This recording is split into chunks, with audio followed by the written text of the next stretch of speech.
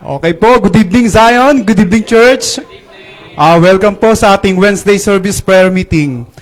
Bagamat malamig, tayo po tayo lahat, tayo po umawit para uminit. Busan po natin ang ating hymn sa hymn 35, Christ Arose.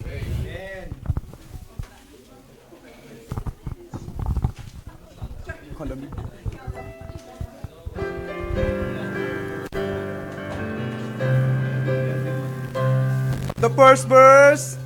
Lo, in the grave he lay, Jesus my Savior, waiting the coming day, Jesus my Lord.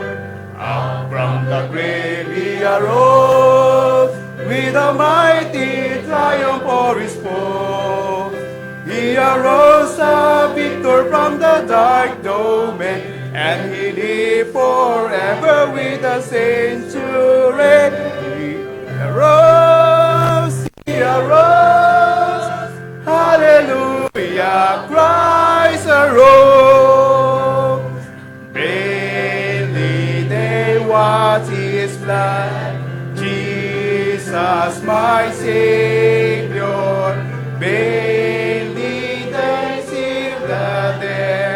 Jesus my Lord.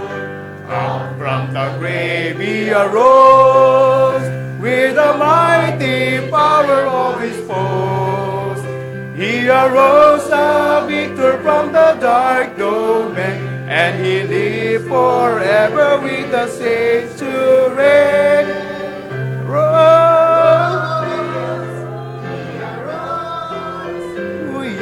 Christ arose.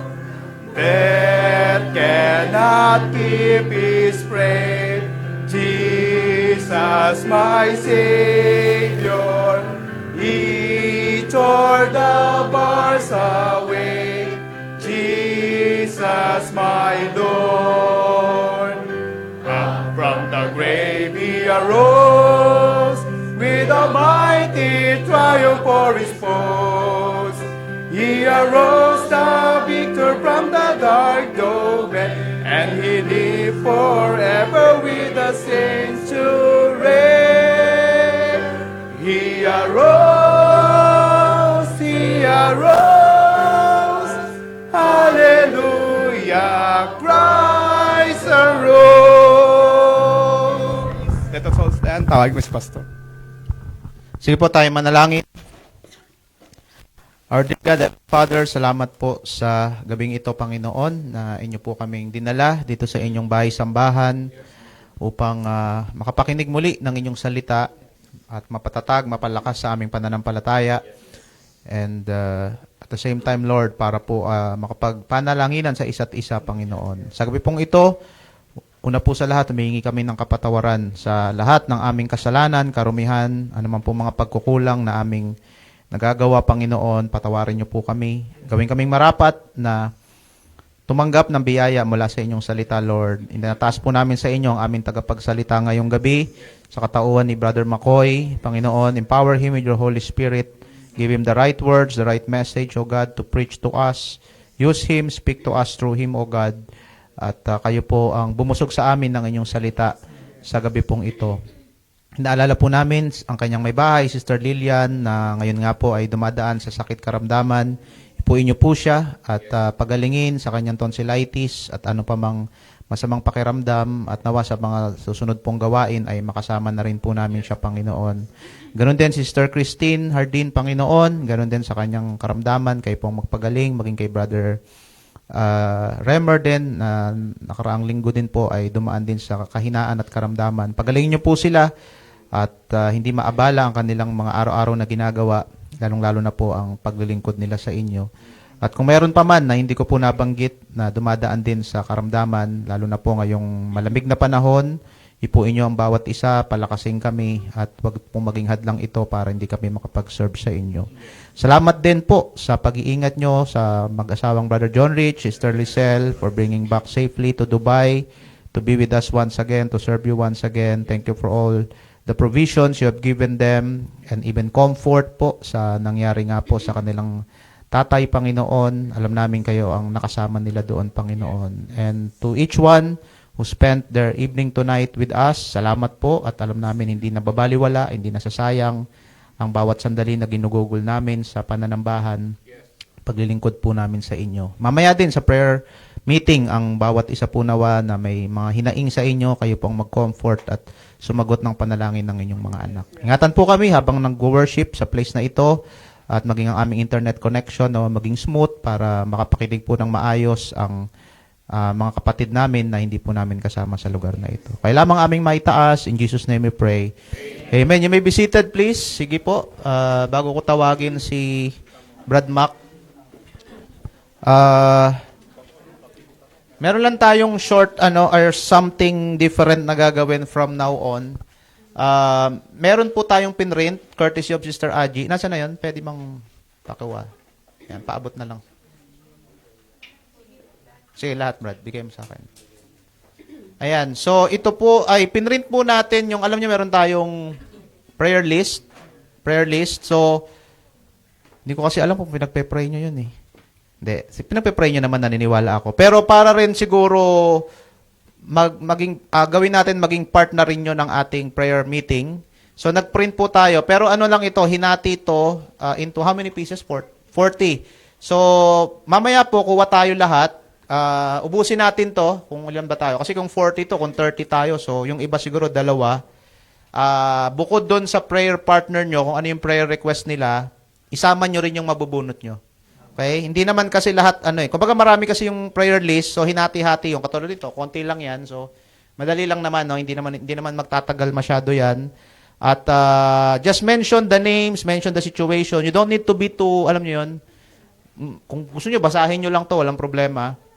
At least lapit natin sa Panginoon, no? At meron tayong participation sa atin pong prayer list for Zion. Lumahaba no? Umahaba at kita mo kumakapal. Baka next year, baka 100 na to. Siyempre, katulad nun, may mga may sakit na medyo matagal gumaling. May marami nga, may mga cancer, di ba? So, at least kung may pag-pray natin, mailapit natin sila sa Panginoon at sa biyaya ng Panginoon ay mapagaling sila. So, siguro pa-distribute na, Deacon, habang lahat, okay lang. Sama nyo na lang sa lahat. Yung mga bisita, kahit isang piraso sa bisita, tas yung sobra sa mga members. By the way, before we listen to the preaching, meron tayong mga first-time visitors ngayon na nakikita ako. Oo, unahin ko na yung bisita ni Sister Rose. Siya ba yung pamangkin, sis? Eunice, tama ba? Nakita ko yung post mo eh. Eunice, siya yung Eunice liit. Nasaan na si Eunice laki? Nandito. Ayan, si Eunice ay, kailan siya dumating? Kahapon lang. Taga Nueva Ecija din. Ayun, amen. Welcome kay Eunice sa Zion Bible Baptist Church. Sige. Oo, pagkatapos nyo pong ipag-pray yan, ibalik nyo ha, huwag nyong uuwi. Ayun, buti na lang. Kasi pag inuwi nyo yan, di nyo nababalik yan. Malamang mawala. Para next Wednesday uli, bunutan uli at may. So after ipag-pray, ibalik nyo lang po doon sa ating lalagyan. Okay, so bukod kay Sis Eunice, first timer din natin, bisita ni Sis Marge. Sino nga uli name niya? Mika. Naka-attend na siya before sa Sunday, no? Ayan, si Mika kasama natin, workmate din ni Sis Marge. First time niya ngayon dito sa Wednesday evening service. Of course, first timer din natin dito, Brother Mark Fernandez, no? At kanina kausap ko si Brother Mark eh. Gusto niya na magpabaptize. Amen. Kita mo, Brad, sabi ko siya, excited sila, di ba? Excited na kasi daw siya. Sabi ko, mas excited kami. Kaya, Deacon, kausapin mo na naman yung swimming pool doon sa inyo. This coming Sunday po ay ibabaptize natin si Brother Mark Fernandez, no? Mark Luis Fernandez. Ngayon na, gusto mo? Hindi, walang pamalit. Sa Sunday. Salamat sa Panginoon. Patuloy po siyang nagdadagdag ng mga kaluluwa na nagiging kabahagi ng iglesia. Okay? Wala na ba akong nakalimutan? I hope wala na. Huwag na natin patagalin. Nasaan ang speaker natin? Ayun, nagtatago. Brad Mark, preach to us the word of God.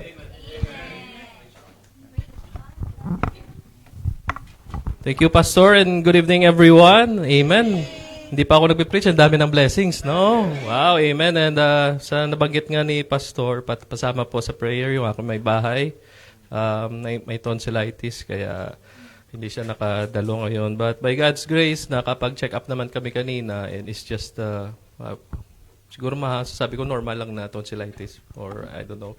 Pero we pray din na yung gamot na pinigay sa kanya ay maging effective din para makasama natin siya. Hopefully, prayerfully, this coming Saturday, makapag-choir pa rin siya. And also, would like to take this opportunity, pasalamatan ng Panginoon that this is a privilege muli, to preach His Word. And wag ko na po patagalin. Let us stand as we read and open our Bibles. Punta po tayo sa Acts chapter 1. Babasahin po natin verses 1 to 14.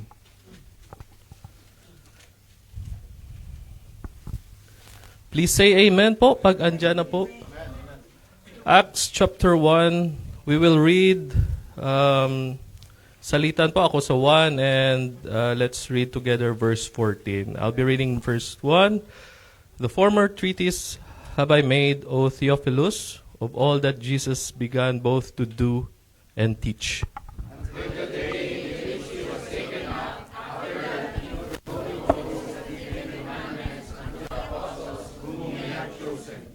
To whom also he shewed himself alive after his passion by many infallible proofs, being seen of them 40 days, and speaking of the things pertaining to the kingdom of God. And being assembled together with them, commanded them that they should not depart from Jerusalem, but wait for the promise of the Father, in which saith he, Ye have heard of me. Verse 5, For John truly baptized with water, but ye shall be baptized with the Holy Ghost not many days hence. When they therefore were come together, they asked of him, saying, Lord, wilt thou at this time restore again the kingdom to Israel? And he said unto them, It is not for you to know the times or the seasons which the Father hath put in his own power. But ye shall receive power after the Holy Ghost is come upon you, and ye shall be witnesses unto me both in Jerusalem and in all Judea and in Samaria and unto the uttermost part of the earth. And when he had spoken these things, while they beheld, he was taken up, and a cloud received him out of their sight. And while they looked steadfastly toward heaven, as he went up, behold, two men stood by them in white apparel. Verse 11, which also said, Ye men of Galilee, why stand ye gazing up into heaven? This same Jesus which is taken up from you into heaven shall so come in like manner as ye have seen him go into heaven. Then returned they unto Jerusalem from the mount called Olivet, which is from Jerusalem 7 days' journey. Verse 13, and when they were come in, they went up into an upper room, where abode both Peter and James and John and Andrew, Philip and Thomas, Bartholomew and Matthew, James the son of Alphaeus, and Simon Zelotes, and Judas the brother of James. Altogether, this all continued with one accord in prayer and supplication with the woman, Mary the mother of Jesus, and with his brethren. Praise God for the reading of His Word. Tayo po ay sumaglit na manalangin. Heavenly Father, once again, we want to thank you, Lord, for this time that we are here gathered under your mighty name, Lord. Protect this house of worship, Lord, as we study your Word. Makapag-aral po kami ng inyong salita. Cover me with your wisdom, Lord. Give me the wisdom, Lord, para po ma-preach po ng tamang inyong salita tonight, Lord.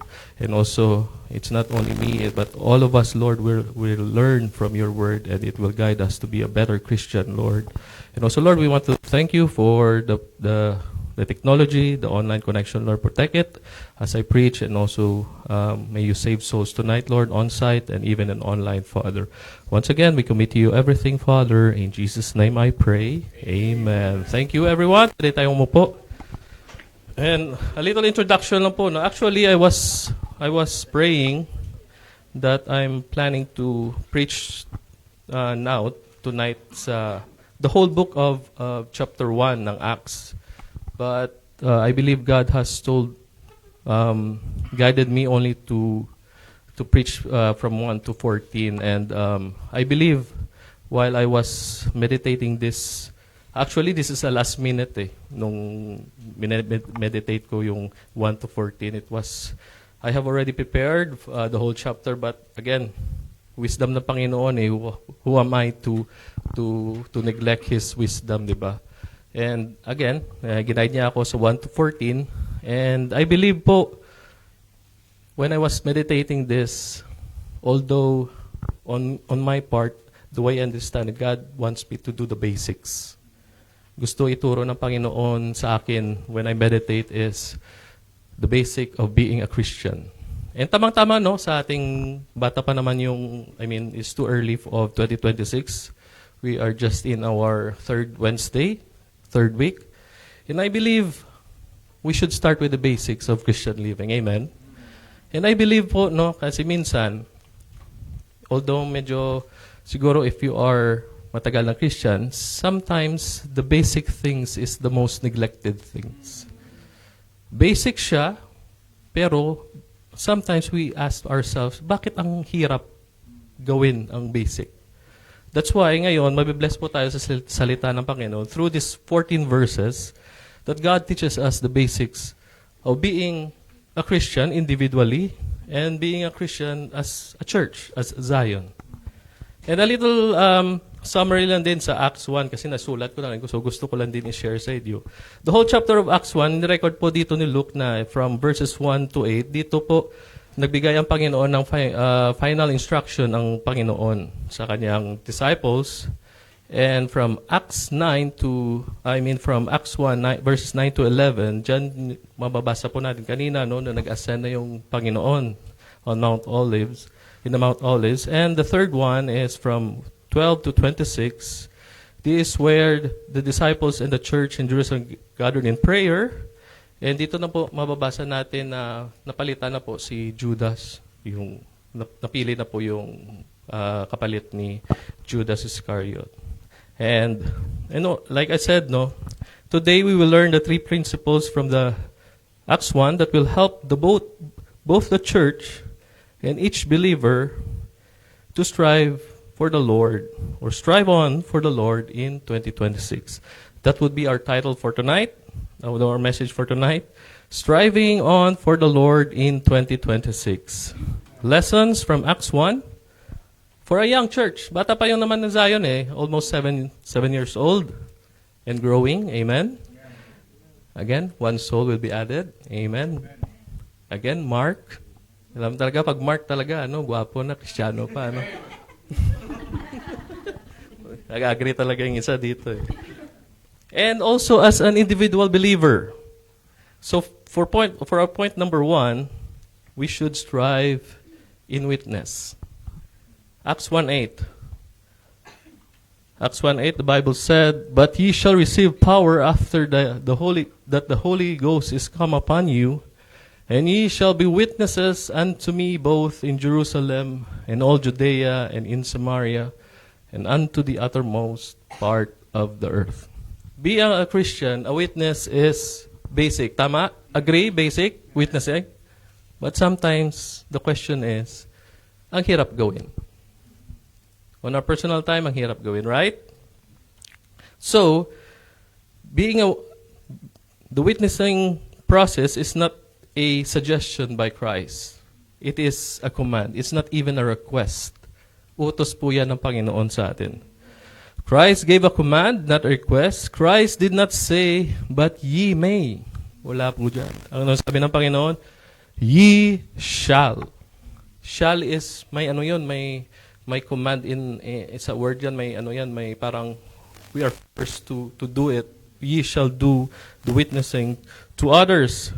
This shows certainty, promise, and of course, divine authority. Being a witness is not an option, mga kapatid. I am guilty of this. So the question now is not if we will witness, but we should witness. But what does it take to us to witness for Christ? So dito, ngayon matutunan natin on how, first of all, as a church, and secondly, as an individual. A faithful church, a faithful witness church is that the church that is obedient to Christ. Acts 1:4, the Bible said, "And being assembled together with them, commanded them that they should not depart from Jerusalem, but wait for the promise of the Father, which saith he have heard of me." Ang utos ng Panginoon sa kanila dito, mag-intay muna. And yun yung tututuro sa atin dyan ng Panginoon. The early church did not move according to their own plans. Ang Church of Jerusalem, dumidepende yan sa Panginoon. They obeyed and waited on the command of Christ. Hindi po sila padalos-dalos ng kanilang desisyon. Hindi po sila nag-a-assume kung anong gagawin nila next. They waited for God's timing and power.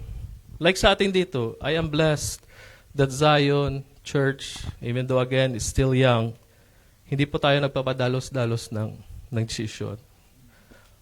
Our decision is always led by God. And I praise and I thank our pastor that he also do. I believe the church is looking to our pastor as an example.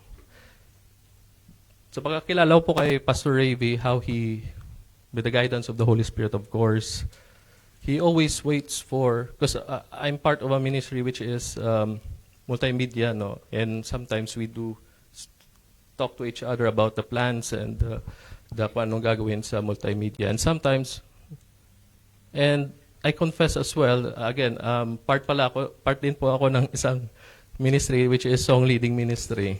And sasabihin ko sa inyo, napangunahan ko po si Pastor one time ng desisyon about song. May inassign po ako na isang song leader na dapat pala sa kanya ko muna i-consult. Which is, I mean, in that context, dapat as a church as well, we should take our plans to the Lord. Gusto natin isama sa plano natin ang Panginoon.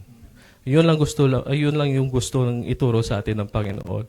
That as a church, we should not plan without Him. Tama? Praise God for our pastor. Psalm 37, wala yata dyan, Brad, sa ating slide.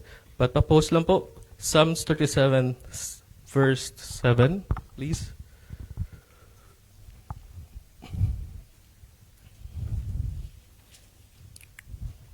Yan. Rest in the Lord and wait patiently for Him.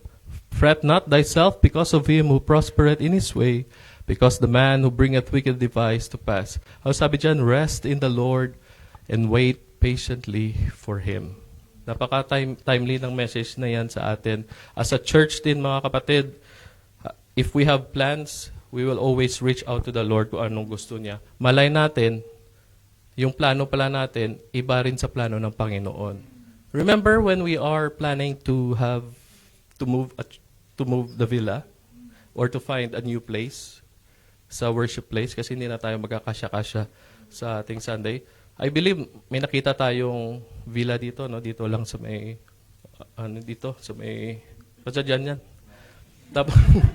Tapos yung isa, doon yun ngayon yung sa Dera.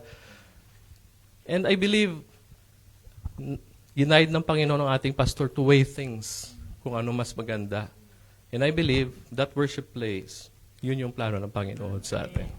And that's what we will do as well, mga kapatid. As a church, when we plan, dapat ang Panginoon kasama. Secondly, to be an effective witness, a church is empowered by the Holy Ghost. Acts 1:8, may sabi dyan, but ye shall receive power after that the Holy Ghost is come upon you. Mga kapatid, faithful witnessing is not done by human strength. No. It's always by God's strength. It's made possible only through the power of the Holy Ghost. Alam niyo po kasi, yung Holy Spirit, yun yung po nagtatanggal sa atin ng kaba, ng takot. Siya po yung nagbibigay sa atin ng boldness, ng courage, para po mag-witness as a church. That's why tomorrow ba? Next week pa. Excited lang. Next week, we have area-wide witnessing. You'll be there? Andun ba kayo? Amen. Ba't ang hina? Amen. Ayan. So, as a church dito, sa mga bago nating member, meron tayong area-wide witnessing, which is, meron tayong sa Barsha, meron tayong sa Dera, meron tayong sa Alnadan, meron tayong sa Satwa. And I believe, plano din yan ng Panginoon. Kasi before, nasa mall tayo, Algorer. But again, God has guided our pastor and this church to do an area-wide para maraming ma-reach na souls. And that was His plan. And I believe it is guided again ng Panginoon sa atin.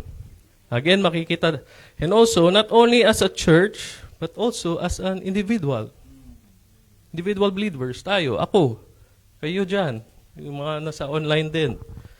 We must first, in order for us to be an effective witness for Christ, we must first live the gospel. Matthew 5:16, let your light so shine before men, sabi ng Biblia, that they may see your good works and glorify your Father which is in heaven. Faithful witnessing begins with a life that reflects Christ.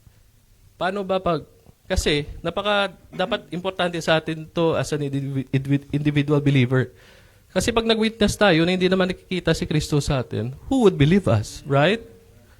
Katulad niyan, dapat makikita sa atin, as a believer, makikita yan sa atin pananamit. Tama? Alangaman, nag-witness ka sa Panginoon, nakasando ka lang. Maya naman tayo, di ba? O mahaba buhok mo, or whatever, o baka hindi ka man naligo. Ganun ba? Sorry, sample lang. Malamig. Hindi lalo ka lalamigin eh. I mean, let's be the best of ourselves when we kasi Savior yan, powerful yan yung wini-witness natin. Yung ginagamit natin, pinapangaral natin sa mga unbeliever. And also, hindi lang sa pananamit, sa ating pananalita. Baka pag nagwi-witness tayo, bumura tayo. Hindi po pwede yun. Kasi pag bumura, hindi. I mean, what I'm trying to say is, we use the right words based on this, syempre, sa salita ng Panginoon. Kasi kung hindi natin to gagamitin yung salita ng Panginoon, na nandito na, babasahin na lang natin and meditate na lang natin, hindi tayo magiging effective witness. Hindi natin madadala dito sa church. And one more thing, on how we carry ourselves publicly. Dito, I understand. Dito tayo sa church eh. Kasi nakikita tayo. What if sa labas? How do we act publicly ba? Baka alam niyo yun, parang, alam niyo, if you get what I mean, parang wandang-wandang ka dyan, parang hindi ka naman respectable, parang ganon. Dapat how we act is Christ-like, dapat. In order for us to be a effective witness, we should also live a godly life that makes our witness credible, Christ attractive, and brings honor to God. And one more thing, not only that we live the gospel, we must also speak boldly the gospel. Faithful witnessing requires verbal testimony and courage. Romans 1 verse 16, very common yan, no? For I am not ashamed of the gospel of Christ. For it is what? The power of God unto salvation to everyone that believeth, to the Jew first, and also to the Greek. Yan. Ano sabi dyan, mga kapatid? Not ashamed. Ito yung kalaban natin lagi. Ay, naiya ako. Baka ma-reject ako. But again, I am not ashamed. Ano sabi dyan? For this is the power of God unto salvation. Yun yung kinakarry natin, yung pangalan ng Panginoon. Bakit tayo mahiya? Naranasan na nga natin yun eh. How could we be ashamed of it? Let's not be ashamed. Let's not be afraid. Let's not be quiet. And to top of it, mga kapatid, ang Panginoong Hesus ay buhay. Siya lang po ang Savior, yung God na nabuhay muli. And that's what we carry in our hearts and when we share Christ sa mga unbeliever. And speaking of love, Do you agree naman that, like sa preaching ni Pastor Jerry, no? God is love, di ba? And speaking of love, mahal tayo ng Panginoon, lahat tayo. And kung sino pa dito po na wala pang katiyakan ng langit, kung mahal niya ako, mahal niya din kayo. Mahal niya tayo lahat. Even to the online nanonood and even sa replay, mahal lahat tayo ng Panginoon. And that's why gusto niya talaga tayo masave. Kung siguro sa mga kakilala natin na wala pang katiyakan ng langit, if you think that you are so bad or so parang malayo ka na sa Panginoon, parang let's put a number on kung kung gaano ka kalayo. Gusto ko lang i-illustrate for us to for it's easy to illustrate, no. Let's say ang layo mo sa Panginoon and yourself is 1 million steps. So ang layo 'yon, 1 million steps. But ganito ka loving ang Panginoon. All you need to do is just stop and say, Lord, I'm sorry. Forgive me for my sins. I need you in my life. Come unto me. Hindi ka na babalik ng 1 million steps sa Kanya. When you say, I need you, ang Panginoon na mismo lalapit sa inyo. Amen? Ayan, isipin na ganun lang po kasimple. And again, not only that, libre po yan, mga kapatid. Kaibigan, libre po yan. Wala kayong babayaran. All you need to do is to see yourself as a sinner. You don't have the right to be in heaven with the Father. But when you accept His Son, the Lord Jesus Christ, accept Him as your personal Lord and Savior, then and there, you have assurance of salvation.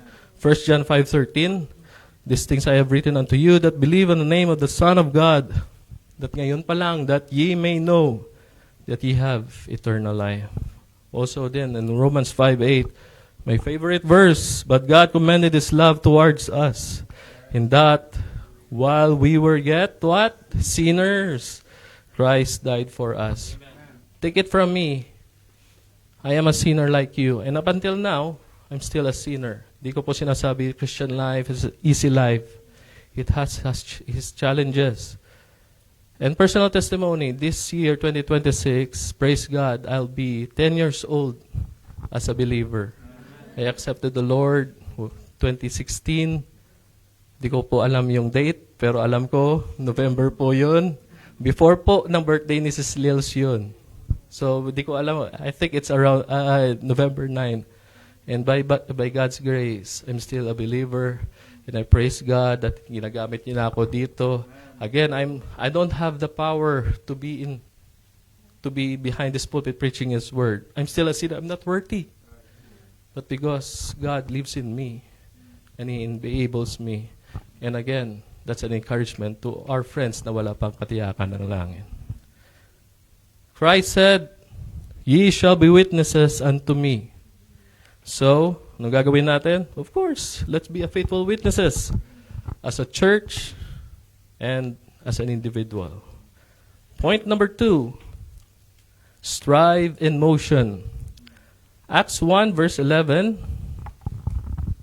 which also said, ye men of Galilee, why stand ye gazing up into heaven? The same Jesus which is taken up from you into heaven shall so come in like manner as ye have seen Him go into heaven. Before Jesus ascended, binigyan na po sila ng Panginoon ng instructions, di ba? In Acts 1:4 and in Acts 1:8.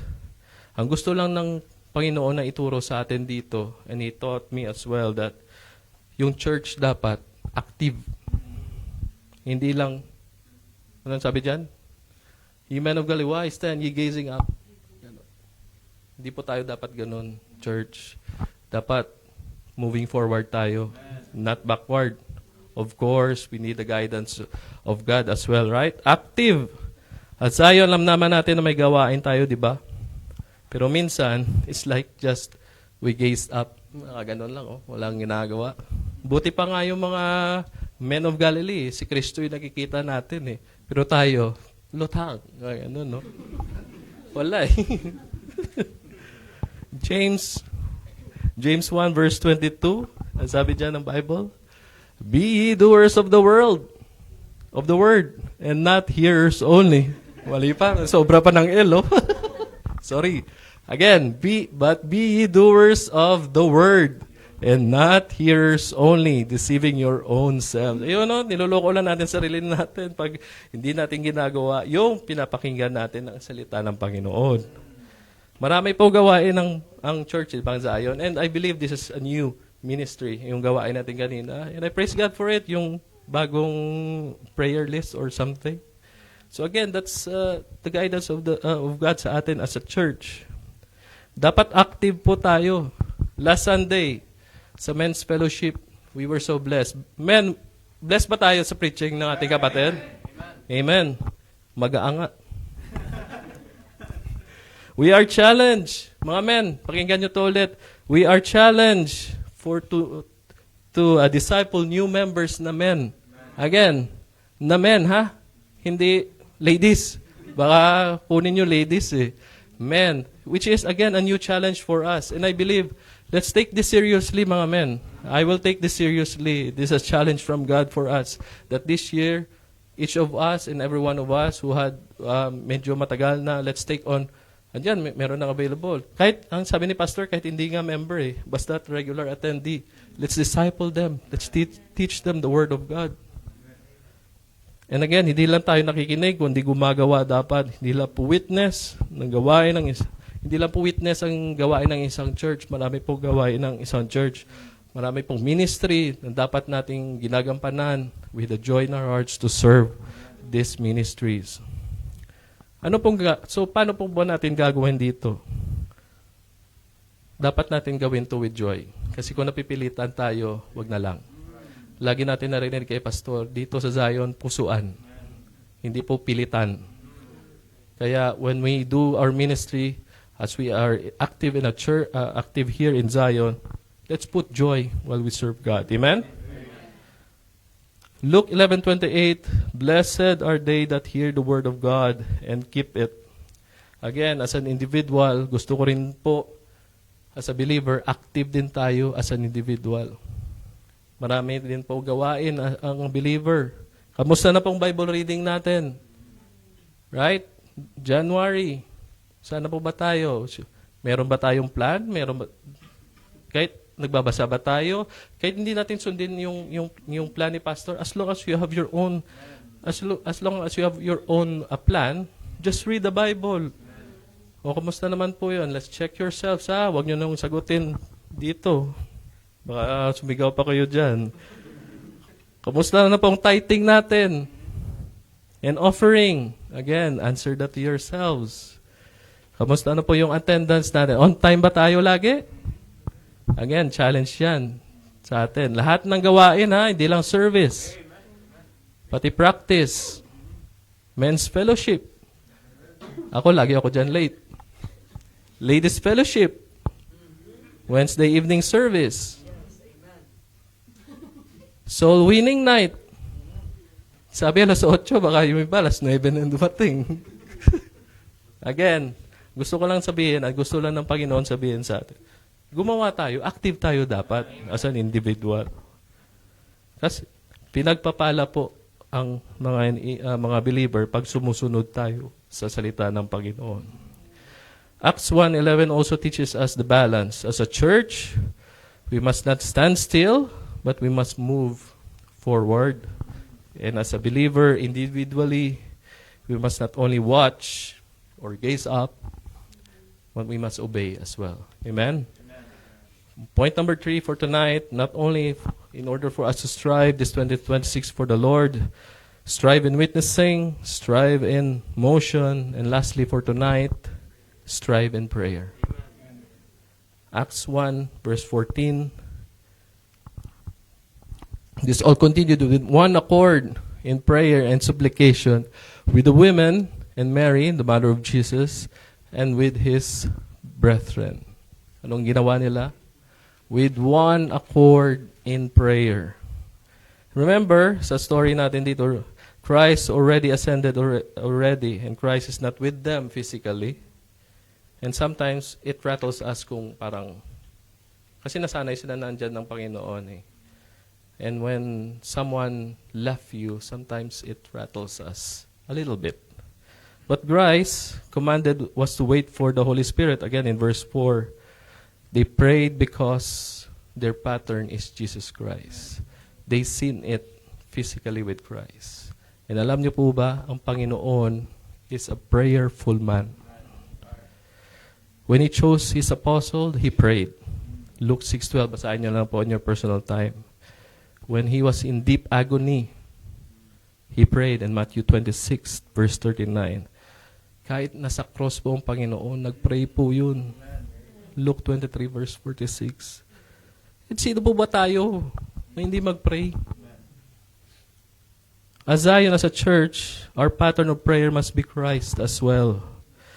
That's why this prayer meeting is very essential.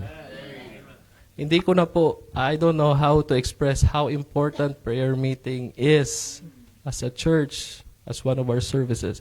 I've seen, I'm sorry to say and sadly to say that back home, I've seen only a handful nag-a-attend during prayer meeting. And I hope and pray hindi mangyayari dito sa ating sa Zion. What I'm praying is, magdoble to. Na maghahanap tayo ng bagong worship place para lang sa Wednesday service. Is that a challenge? Pastor, kailan lang mag-challenge ba? Mag-pray natin yan, magdodoble dito, tapos doon na naman tayo sa Dera. Mag-rent tayo. Ika nga ni Pastor, magandang problema yan. Again, going back sa ating point, alam nyo kasi dito sa prayer meeting, dito natin dinudulog lahat. And then at the same time, we can know, kasi how we do it is by partner, right? And how we do it is also not only we help our partner pray for the request, it's also to know them better, to know them personally. That's why dapat I encourage din that every Wednesday evening service, iba-iba yung partner natin, just to know them personally, just to, baka yung situation mo is the same as his situation or her situation, ay makatulong, di ba? Mga ganung bagay. And as a church, we should know each and everyone a little bit man, kahit paano, para at least matulungan natin yung mga problema nila through prayer. And again, this is why we lay to the Lord the plans for the church. And again, mga kapatid, I want to ask you and just answer this personally. Honestly, do you pray for Zion? Yes. Honestly? Praise God. Do you pray for our dear pastor and his family? Praise God. Do you pray for your ministries? Umina eh. Again, let's pray for the ministries. Praise God. Do you pray for the welfare and the harmony of Zion? Amen. Praise God. Kaya nga ang prayer meeting, napaka-importante mga kapatid. Wala na po akong, I don't have the words to how to express that prayer meeting is so important for us. How about ito again? Answer this personally. How about your prayer time? This is still January. Still early. Kung tayo, last year, 2025, we are so prayerful. Amen. Praise God. This 2026, let's be more prayerful. There's always room for improvement, tama? But if, let's say, yesterday or kanina lang di tayo prayerful, start now. God is always the God of second chances. If ang anak ng Diyos ay nakapa-prayerful, who are we to say, bukas na? Who are we to say, saka na? Christ already set an example. Why can't we follow it? Again, mga kapatid, the one I've mentioned earlier, these are basics, right? Witness, to do the ministries in action, being prayerful. Napaka-basic, but sometimes so hard to do. Don't get me wrong, I am guilty of it as well. In our thoughts, it's basic. It's too hard to do the most of the times. Minsan sa buhay ng Kristiyano, ang pinaka-basic, yun pa ang pinaka-mahirap. Again, we are matured enough naman siguro that when we pray, huwag nyo naman akong tanungin, Brad, paano ba mag-pray? Napakasimple lang po. 1 Thessalonians 5:17. Sasabi, pray without ceasing. Yun po ang pag-pray. Walang humpay na pagdadasal. Let's pray for na palaguin tayo ng Panginoon sa prayer meeting. Again, that was the challenge earlier na hindi tayo magkasya dito. Alam ko po minsan, sa prayer meeting, kasi taga-bar siya. Ito, personal testimony. Taga-bar siya po kami. So, medyo malayo. And minsan, traffic. Tapos, pagod pa sa work. And dagdagan pa ng traffic, may inis ka. Nakakainis din pala, no? Kahit pasahero ka. No? Hindi ako nagmamaneho eh. Si Mrs. yung nagmamaneho eh. Nakaupo lang ako, pero pag traffic, nakakainis din pala. Parang cut, mga ganyan. Parang ngayon ko lang experience, dadagdag stress pa pala. Ganon. Again, pagpapunta dito, wala pang parking, babayad pa kay kuya, mahal dyan. 10, 1 oras. Ilang oras tayo dito? 3 hours, 4 hours. O, tako rin yan. Ay, 40. Sorry, yung 40. Pero kung same lang din yung sentiments niyo as mine. Isipin niyo to. Let's remember again, Christ prayed when He was hanging on the cross. Gusto lang ipakita sa atin ng Panginoon that kahit siya nagpakahirap sa cross, nagpray, tayo, nakaupo na nga lang sa kotse, magrereklamo pa. Magbabayad, may pera naman, na-provide naman ng Panginoon. Who are we to deny ourselves to go to that prayer meeting? Encouragement yan, mga kapatid. Again, baka meron kayong personal struggles yan. Let's think of Christ. When He was hanging on the cross, He prayed. Again, second encouragement. Alam niyo yung hymn natin? Count your blessing. Nalagay ko ba dyan, Brad? Yung lyrics kasi, pakinggan nyo na lang. Count your blessings. Blessings. Hindi po blessing. Plural, may S. Count your blessings. Name them one by one. Count your blessings. See what God has. Past tense na gawa na ng Panginoon. Kung di pa kayo ma-encourage yan, ano pa kayang Kasi yung gusto lang sasabihin dito ng message ng kanta, marami na nagawa ang Panginoon sa inyo when you prayed and He answered it. And why sometimes pag na-discourage tayo mag-prayer meeting, let's think of these things. Let's think of Christ hanging on the cross. He prayed when He committed His life to the Father. And also what God has done for us when He brought that blessings to us. Kapatid, that's a challenge. If we have not started to be a prayerful Christian, simulan natin ngayon, mga kapatid. Maaga pa, January, third week pa lang ng January. But hindi ko naman sinasabi na since it's January, doon lang tayo. Tuloy-tuloy na natin habang buhay hanggang dumating yung Panginoon or hanggang kunin tayo ng Panginoon. Our prayer aligns the church and the believer with God. Will lead us, to bless us, and to empower us. Again, mga kapatid, this is just basics to start the year 2026. And I hope and I pray after this, hindi na po mahirap sa atin gawin to. We'll take this as a challenge, amen?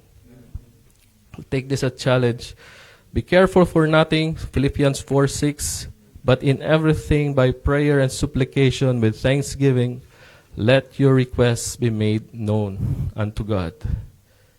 Prayer was the foundation of the early church. It aligns with God's will to lead, to bless, and to empower us. Again, mga kapatid, as we enter 2026, may we strive on for the Lord. Samahan niyo ko. Sama-sama tayo. Let's enjoy the ministry here in Zion. Amen? Witness boldly. Move faithfully. Pray continually. Strive for the Lord. Amen? Purihin ang Panginoon. Tayo po ay tumayo and let's close in a prayer. Heavenly Father, once again, thank you, Lord, for this time again na nakapag-aral muli kami ng inyong salita. Salamat po sa encouragement for the basic things, Lord. Help us, Lord, to do these basic things every day as we live here in this word, Lord. Sometimes basic things are hard to do, but by your grace, we can do it, Lord. in order for us to strive for you this 2026 and moving forward to 2027 and so on and so forth, Father. Let's help us, Lord, to strive in witnessing to those na wala pa katiyakan ng langit, Father. Help us. And also, Lord, strive in motion for us to church to be active sa inyong gawain, Lord, while we serve you with joy in our hearts here. And also, Lord, help us to strive in prayer. Because in prayer, Lord, we can talk to you. We can lift our requests to you, Father. Again, Lord, these things may be basic, but then again, it's so hard. But by your grace, we can do it, Father. And also, Lord, as we pray for each other late, maya-maya, Lord, help us to be open to each other, lift everything to you, and while we pray, Lord, protect this house of worship. At in the rest of the time, Lord, nandito po kami, ay ma-enjoy po ang fellowship ng bawat isa. Again po, Lord, maraming pong salamat sa inyong salita. In Jesus' name I pray. Amen. Thank you, everyone, and let's find a partner na and we will pray for each other. Be back in a few minutes.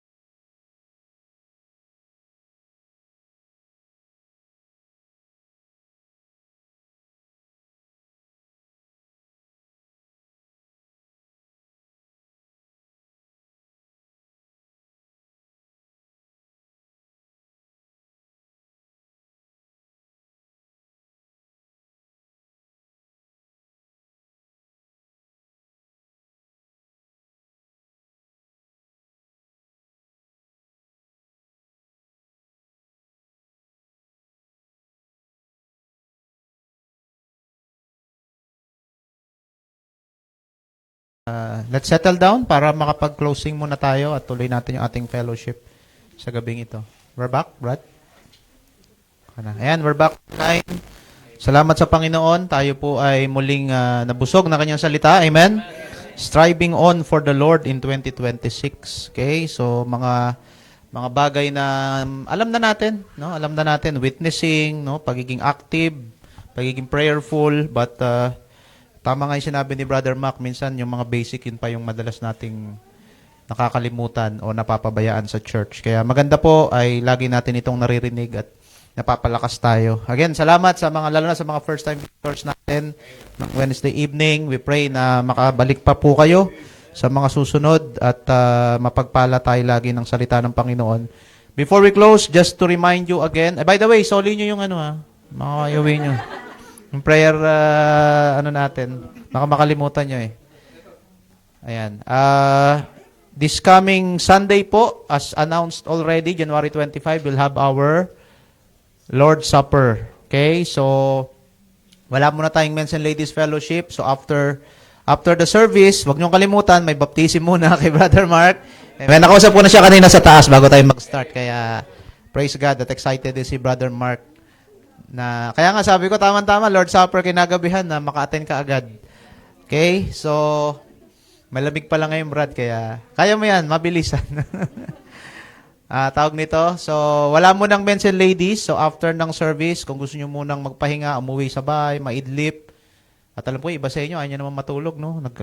Nagliliwaliw pa kayo sa hapon. Pwede naman kung gusto nyo. Basta huwag kayo malate ng Lord's Supper, ha? Baka mamaya mag-enjoy kayo masyado sa kape-kape nyo. Kung mas magmamadali kayo. Agahan natin. Ano ba sabi ko last Sunday? Anong oras? 5:30 ba? O, sige, 5:30 na. 5 sana, kaya lang 5:30 na para... Ano ba talaga? Sige, abaan ko na lang yung preaching ko para... Kasi 6 tayo maglo-Lord Supper Sinabi ko ba 5? Parang one time yata sinabi ko 5, naging 5:30. Sige, 5 na lang. Para maaga. Meron pa naman tayong singing, may special number, may preaching. So by around maximum 6, pwede na tayong mag-partake ng Lord's Supper. Kahit 5:59, pwede na rin yun. Hindi na masama. Okay? But please be prepared. No? Lagi nating pinapaalala, dapat tama ang puso natin sa ating Lord's Supper service. And then, as mentioned also, next Thursday po, we'll have our soul winning night. Patuloy natin ipag-pray yan na maging matagumpay at marami pa tayong madalang kaluluwa sa paanan ng Panginoon. And then next Sunday, February 1, we'll have Missionary Ricky Quaterno as our guest speaker. We are blessed, no? Last Sunday kay Pastor Samson. I believe lahat tayo napagpala ng preaching. And again, of course, I believe this February 1, we will be blessed again through Pastor Ricky. And then, that afternoon, February 1, ano meron? Business meeting. Okay? So, all members are expected to be there para aware po tayo lalo na sa financial report. Alam nyo po yung pumapasok at lumalabas na financial natin. Now, we want to be transparent po sa bawat isa para hindi kayo mag-doubt kung saan napupunta ang inyong mga tithes and offering. At sisiguraduhin po natin na para lahat yan sa gawain ng Panginoon. Okay? So, wala muna tayong Men's and Ladies Fellowship. So, 2 Sundays tayo walang Men's and Ladies Fellowship. But I think this Saturday, meron ba tayong men's discipleship sa Yung mga men, no? Sa mga men lang pala. Bagay, sumasama na may mga asawa natin, no? So, banggitin ko na rin. January 24, yung aming men's discipleship physical. Saan tayo? Creek Park. Okay, Creek Park. Sa mga gustong mag-join, kahit ladies, kung may masasabayan kayo, punta lang kayo doon. Pero syempre, magdi-discipleship yung mga men. Yung mga ladies, kung gusto nyong magpasyal doon, you are welcome to join us also. Okay, and then isa pa, na-announce na rin to sa ating GC, yung ating love banquet. Meron na tayong date. Kailan nga yung love banquet natin? February 22. Okay, may mga note doon, huwag niyong kakalimutan. Ayan na, basta love banquet masaya Okay, dito muna. Mamaya na kayo magkwentuhan. Dito muna. Ninote naman natin doon yung some of the important details. Yun nga, for members and regular attendees. Wala mo ng first-time visitors kasi hindi naman evangelistic night yon. Mostly pang ano yon, pang members and regular attendees. Yung mga basta nakatin na before, okay lang yon. No, yes, nandito si Eunice, no, pamangkin ni Sis Rose. So welcome siya doon to attend. And then ano pa yung nakalagay doon? No kids. Hangga't maaari, mangontrata na kayo ng inyong ano, para lang isipin niyo lalo sa mga mag-asawa, date night niyo na lang. Ayan, di ba? Pwede naman 'yon from time to time. Magkaroon kayo ng ano ng date time with your wife. Paki-ano Hoy, kasama yung mga anak mo, yung mga baby lang. Anong tawag nito? Sa mga hindi pa nagpapalista, magpalista na kayo. Kasi kailangan na nating malaman as soon as possible kung ilan. Meron na po tayong kinakausap na hotel. At para masigurado natin na okay tayo dun sa location, mamaya bigla tayong dumami masyado, magpalista na po kayo. Yung program still ongoing, pinagpaplanuhan pa yan, but soon we will announce kung ano yung gagawin po natin. Okay? So pray for it at maging matagumpay po yung ating paparating po na love banquet. February 22, okay, yung atin pong nakaschedule for our love banquet. Okay? Kung wala na siguro ako nakalimutan. Kung wala na, ang grabe talaga. Rinig na rinig eh. Mike. Talo niyo pa yung boses ko, rinig na rinig ko kayo eh. Sige, tayo na tayo. Tayo po yung magwakas sa isang panalangin. Panginoon, salamat po sa natapos naming gawain. Salamat po muli sa inyong salita na nagbigay po muli ng paalala at even hamon, Panginoon, sa amin na tunay nga po kami patuloy na maging masigasig para sa inyo this year 2026, oh God. May you bless our speaker, our Brother McCoy. Salamat po sa kanyang buhay. Tuloy niyo pa siyang pagpalain sa po ng kanyang may bahay, Sister Lillian, Panginoon, as they faithfully serve you, Lord, here in this church, in Zion Bible Baptist Church, Dubai. Father, we rejoice with Brother Mark Fernandez sa kanyang decision to follow you in water baptism, oh God. I pray na ang Zion makatulong sa kanya para po lumago pa sa kanyang pagkakilala sa inyo. At maging encouragement kami sa kanya, Lord, to live for you, O God, at maging good example din para sa kanya, Panginoon. Salamat po sa patuloy niyong pagdadagdag ng mga bagong nagiging kabahagi ng church. Thank you also for our first-time visitors tonight. Truly, Lord, we are blessed to see them. We are blessed with their presence, lalo na po din sa pamangkin po ni Sister Rose, kay Eunice. Thank you for guiding her to arrive safely here in Dubai. Nawa maging pagpapala sa kanya ang sayon, sa kanyang spiritual life, Panginoon. Maging kay Mika po, Lord, na nakasama rin namin muli dito sa inyong iglesia. Father, we pray for the upcoming plans, activities, events that we're going to hold this coming following weeks, O God, following months. Lord, we commit them to you. We pray that all of this will be done for your glory and your glory alone, O God. Mga plano, tulungan niyo po kaming may sakutuparan ayon sa inyong kalooban. At para po sa hindi lang ikasasaya namin, kundi higit sa lahat sa ikalulugod po ninyo sa mga bagay po na ito, Panginoon. Muli, salamat. And tonight, we pray also for the food that we're going to enjoy, the bounty, the blessings, Lord. Kaya magpalat, maglinis ito sa aming ikalalakas. At pagpalain din po ang mga kapatid namin na walang sawa po na naglilingkod sa inyo through this food and kitchen ministry, Panginoon. We are blessed with their lives as well, O God. And later, sa pag-uwi ng bawat isa, ingatan nyo po, bigyan kami ng masarap at mahimbing na pagtulog, isang bago, mapagpalang bukas at nang harapin ang anumang hamon ng buhay. Higit sa lahat, maging excited muli kami na makakapaglingkod kami sa inyo. Ito po aming dalangin sa pangalan po ng Panginoong Jesus. Amen, amen. Good night and God bless po sa ating lahat. Sorry, bukas pala birthday ni Sister Lisel. Kantahan na natin ngayon. Hindi na natin makakantahan po kasi. Ready, sing! Happy birthday to you. Happy birthday to you. Happy birthday, happy birthday. Happy birthday to you. Christian version. Happy birthday to you. Only one will not do. Born again means salvation.